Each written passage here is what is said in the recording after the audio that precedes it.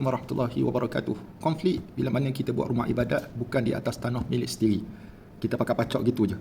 Jadi yang terbaru saya dapat satu post ni lah, satu poster yang mengatakan bahawa dia kata pencawang tu yang haram.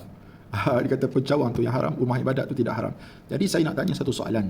Minta maaf tanya kepada peguam tu ke kepada orang yang membina rumah ibadat tersebut. Nak tanya, pencawang dulu ke ataupun rumah ibadat kuil itu dulu yang berada dekat tanah tersebut? Kalau dapat jawapan yang ni, kita boleh selesaikan masalah.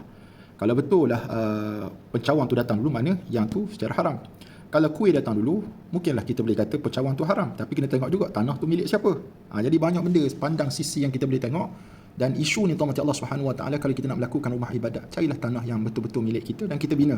Seperti mana umat Islam di Malaysia ni, mereka bina rumah ibadat di atas tanah milik persendirian ataupun milik wakaf, ataupun dibeli untuk membina tempat ibadat, umpamanya masjid dan surau dan sebagainya. Jadi itu tata kelola yang terbaik. Jadi buat kaum India dekat Malaysia kita ni, kita hormati hak beragama, kita hormati. Tapi bila isu ini ditimbulkan, maka kita pakat-pakatlah mengambil iktibar dan muhasabah dan kita review balik. Betul ke tindakan kita duduk di Malaysia dalam keadaan seperti ini, apa yang kita buat supaya apa? Supaya tidak berlakunya konflik lah, orang akan argue dan sebagainya, dan kita tak suka.